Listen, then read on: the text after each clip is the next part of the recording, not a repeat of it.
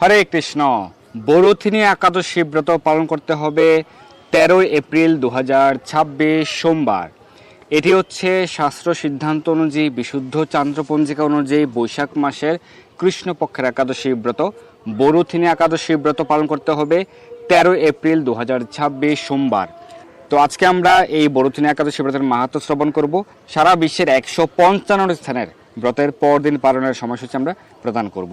প্রত্যেকটি একাদশী ব্রত আপনারা কিভাবে পালন করবেন, একাদশী ব্রতের সংকল্প মন্ত্র, পালন মন্ত্র, একাদশীর বিধি নিয়ম, একাদশীতে কি কি গ্রহণ করা যাবে, কি কি বর্জনীয়, এই সম্পর্কে আমাদের বিস্তারিত আলোচনা রয়েছে, আপনারা দেখে নেবেন। তো একাদশীর আগের দিন রাত 11টা সাড়ে 11টার মধ্যে অন্নপ্রসাদ বা রুটির প্রসাদ গ্রহণ করে দন্ত মার্জন করে নেবেন।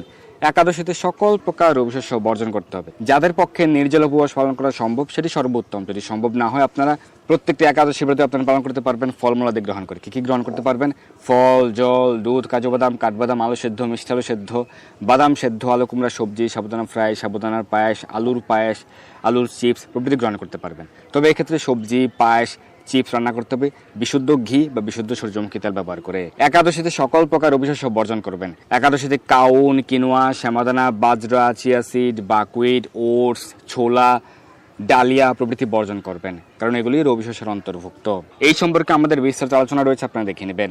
তো আপনারা সঠিকভাবে প্রত্যেকটা একাদশী ব্রত পালন করুন। একাদশীতে বেশি বেশি হরিনাম জপ করবেন, প্রাতঃ স্নান করতে পারেন, মঙ্গল আরতি করতে পারেন, ভগবানের সেবা পূজা আদি করতে পারেন, ভগবানের চরণকমলে তুলসীপত্র পুষ্প অর্পণ করবেন, তুলসীতে জলদান আদি করবেন।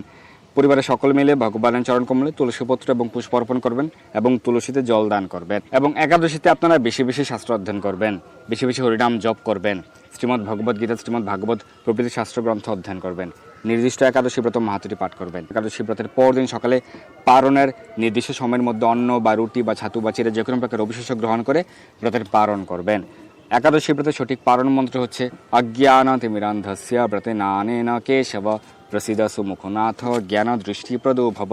এই মন্ত্র উচ্চারণ করে, মহাপ্রসাদ মন্ত্র উচ্চারণ করে আপনারা ব্রতের পালন করবেন।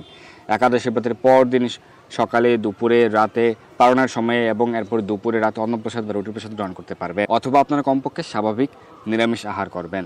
পশ্চিমবঙ্গে ব্রত পালন করতে হবে 13 এপ্রিল পরদিন পারণ 6টা 57 থেকে 9টা 29। দিল্লি 6টা 57 থেকে 10টা 13, বৃন্দাবন 6টা 57 থেকে 10টা 11, উত্তরপ্রদেশ 6টা 57 থেকে 9টা 59, মুম্বাই 6টা 57 থেকে 10টা 33, পুনে 6টা 57 থেকে 10টা 29, নাগপুর 6টা 57 থেকে 10টা 8, চেন্নাই তামিলনাড়ু 6টা 57 থেকে 10টা 5, ভুবনেশ্বর উড়িষ্যা 6টা 57 থেকে 9টা 41, ঝাড়খণ্ড 6টা 57 থেকে 9টা 41, বিহার 6টা 57 থেকে 9টা 40, ছত্তিশগড় 6টা 57 থেকে 9টা 56, শিলং সহ মেঘালয় 6টা 57 থেকে 9টা 15, গুয়াহাটি সহ অসম 6টা 57 থেকে 9টা 16, আগরতলা সহ ত্রিপুরা 6টা 57 থেকে 9টা 18, মিজোরাম 6টা 57 থেকে 9টা 11,